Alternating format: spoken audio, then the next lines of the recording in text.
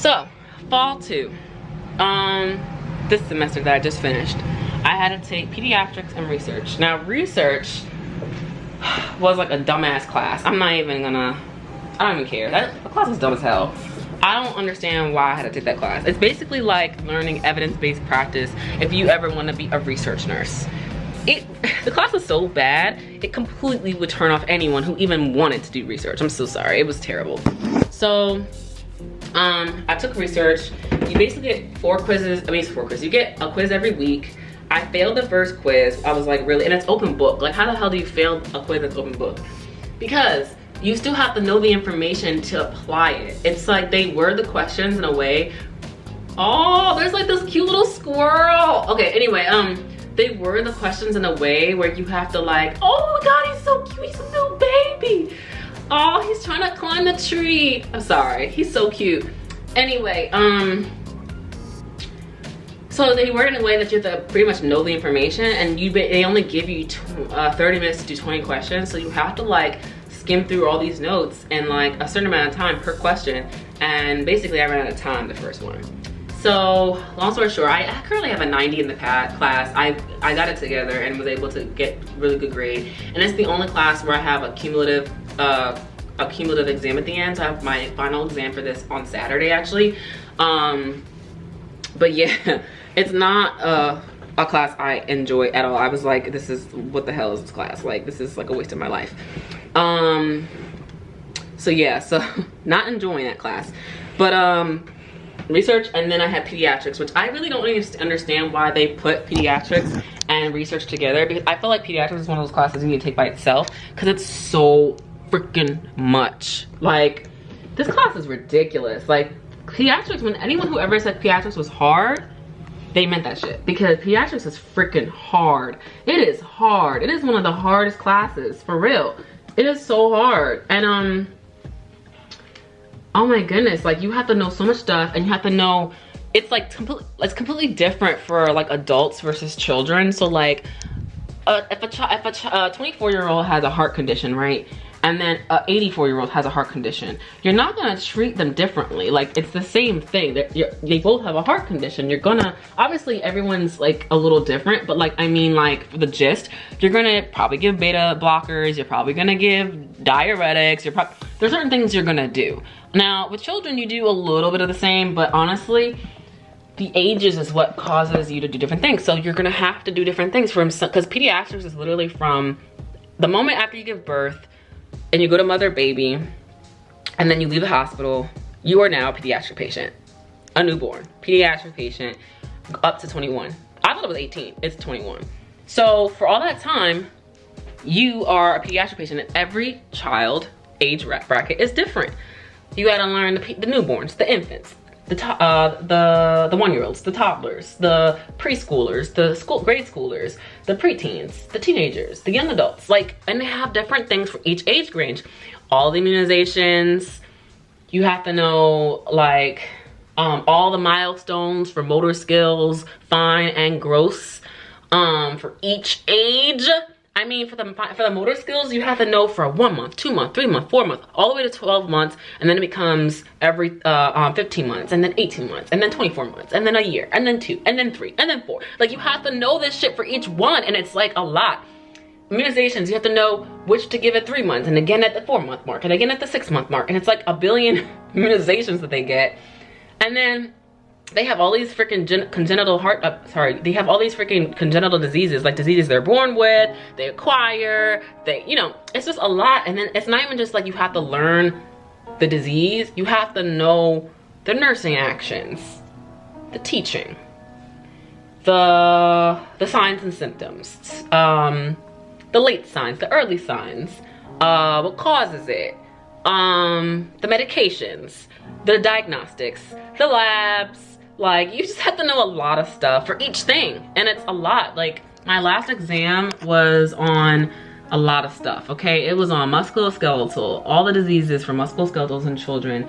I can't even name all of them. It was like, I counted them, I think there was like 12. You have to know the metabolic, endocrine system, which is like pituitary gland issues, like thyroid issues, growth hormone issues, fluid balance issues like SIADH,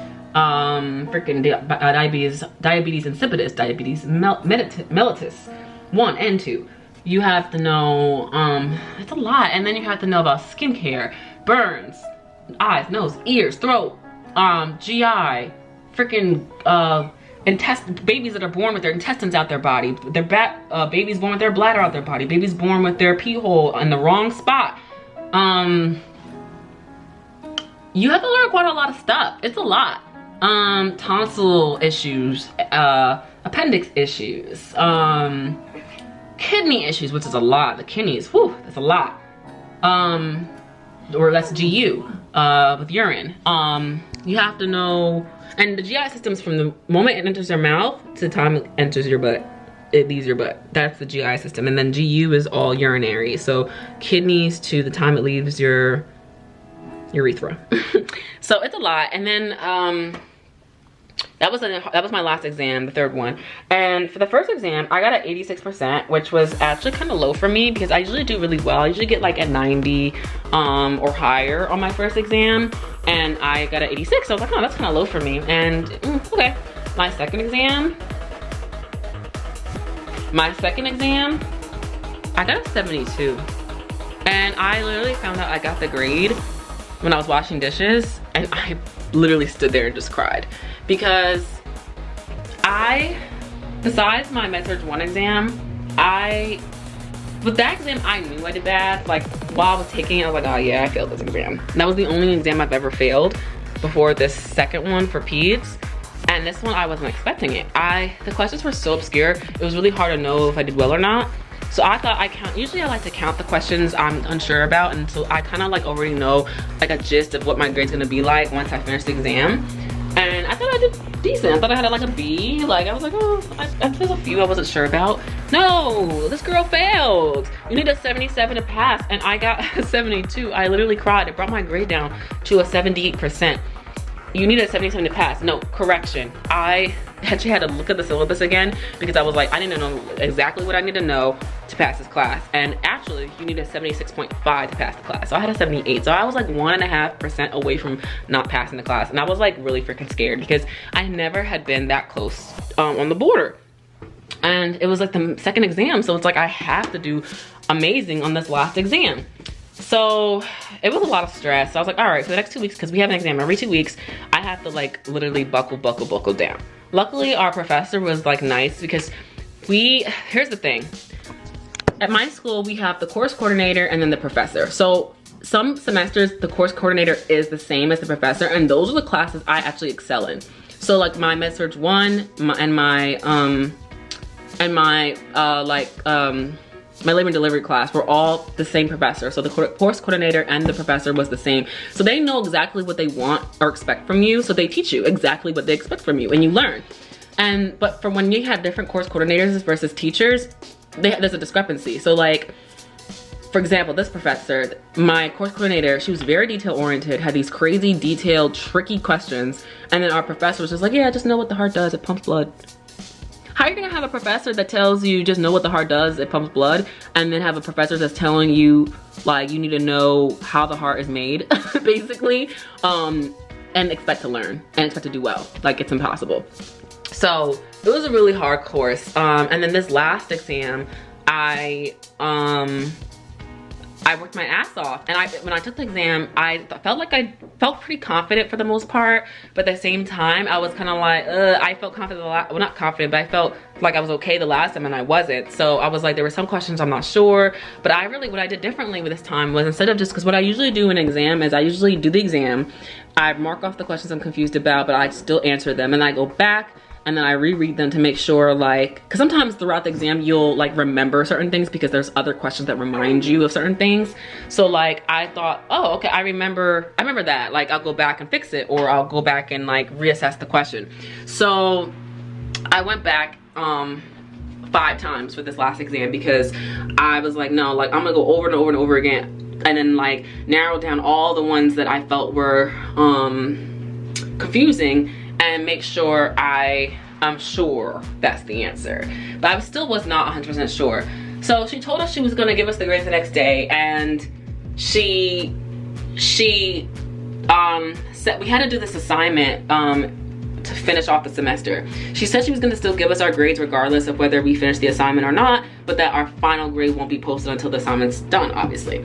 So the next day comes, which was yesterday. I'm at work waiting for this freaking grade. Like, what's my freaking grade? I need to know if I passed the semester or not. What the hell? Oh, also too, I had to take ATI. ATI is, if you guys are in nursing school, take ATI, God bless you, you know what it is.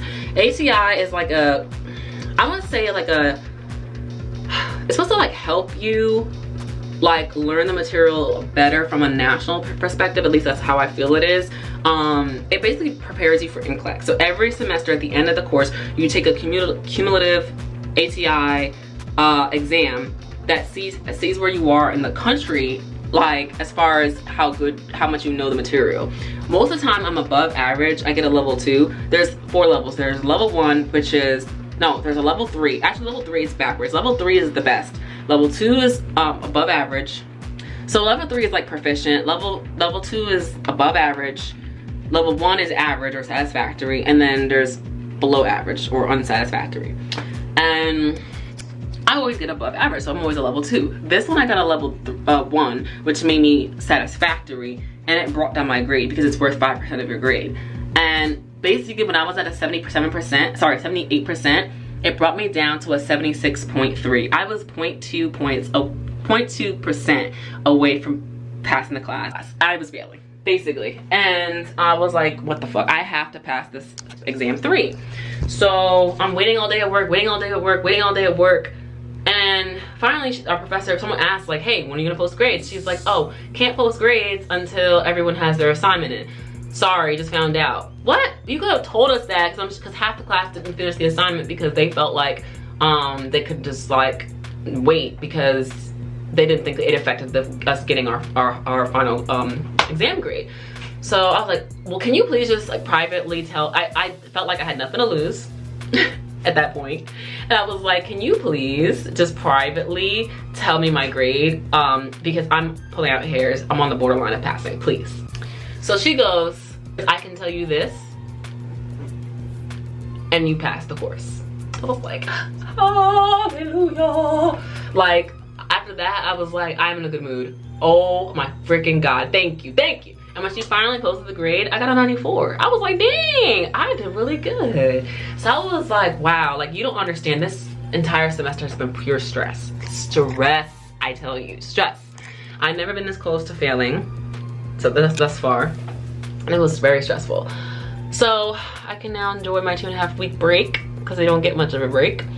And I have my final research cumulative exam on Saturday, which I'm not even worried about. Like, I have a 90 in that class. I'm pretty sure I'll be fine. So yeah, and I'm done. As far as I'm concerned, I already started my freaking break. Like, I don't even care about that exam. It's online. I don't have to, you know, it's at 8 o'clock in the morning. Take it, be done. Okay. So moving forward, my spring 1 semester is Med-Surg 3. The same person who is my research professor is my Med-Surg 3 professor, and everyone's really scared because they heard that last year she failed 50% of the traditional track, and they signed a petition to have her fired, and that now she's not allowed to even teach in traditional track because she failed half the class. But it doesn't make sense. So if you are not allowed to teach in traditional, why would you be allowed to teach accelerated? That makes no sense. But whatever. I mean, she's been nice to me this semester, but she is a little,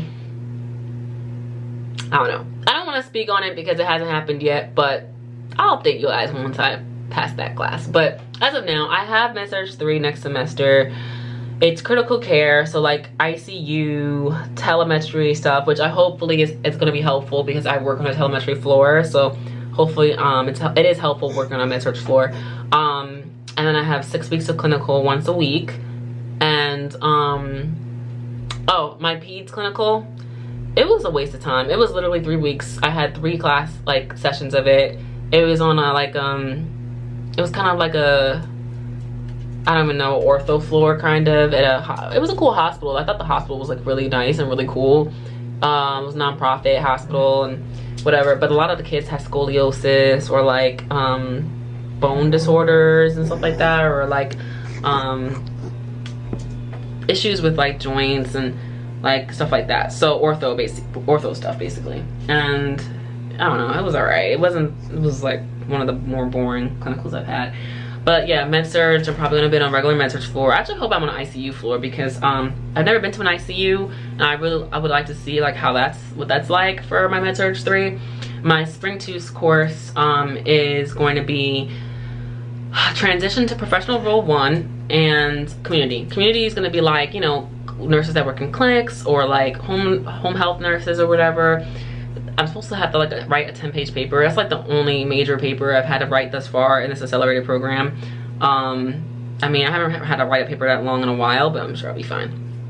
And then my last semester, which is my summer 1, pretty much the summer because it's the only summer course I'm having this year, is going to be transition to professional role 2 and leadership. So I hear that the transition to professional role is going to be like just a cumulative of what we've learned this entire time. I'm not really sure though. And the leadership is going to be like, I guess, learning how to be a nurse manager or something. I don't know. We'll see how it goes. I'm not really sure exactly what it entails. And then after that, I'll be graduated. I have to take a final like exit exam for the entire like nursing school course to pass the school, and then I graduate, and then I take NCLEX. I pass NCLEX, and I'm gonna be a registered nurse. Ooh, ooh. Yes, so I'm super excited.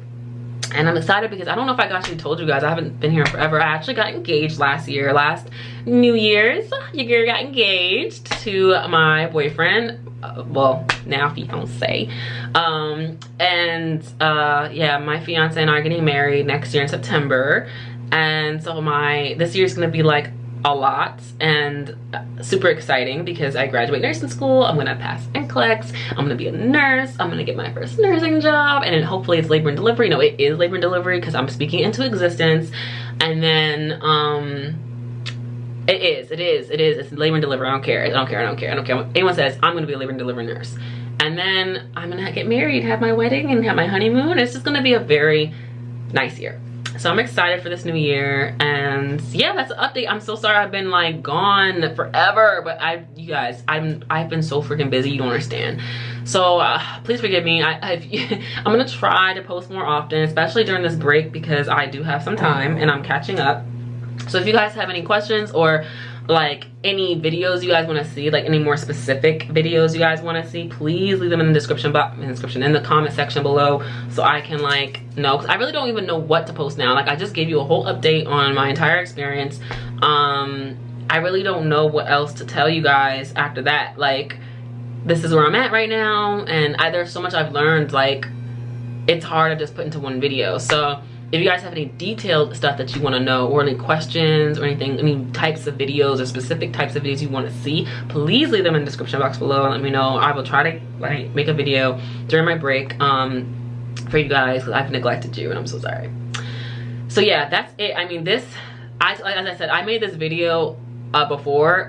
I recorded this video before, this part of the video before, but so I actually was like a lot more detailed probably in that one than this one. I'm so sorry, but it didn't save, so sorry guys. But yeah, so yeah, that's pretty much it. That's the gist of everything. I'm caught you up, but I'm getting through nursing school. I am successful thus far, and I am almost done, so it is doable.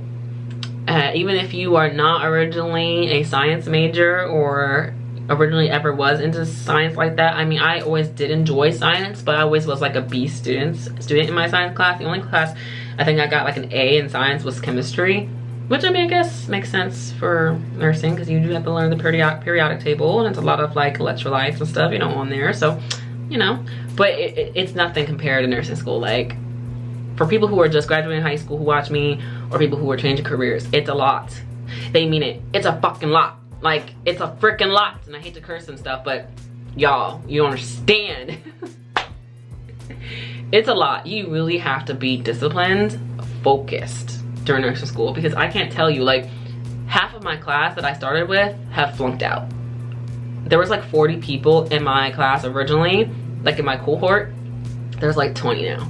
So it's not a joke. Like this schooling is a lot, And I'm taking accelerated courses, but don't be fooled. The traditional track is just as hard because you guys have a lot of filler courses in there, and you have to take like for example, one of my friends at my job, she's going to the same school as me, but she's a traditional track, and she had to take med-surg, peds, and maternity in one semester. Now she has 15 weeks, but I couldn't imagine, regardless of how long it is, I couldn't imagine being in all 3 of those difficult classes at one time. God bless her. So it's a lot. It's a lot. Traditional or accelerated. So yeah. Again, if you guys have any questions, please leave them below. And thank you guys so much for watching. I'll see you guys in the next one. Bye.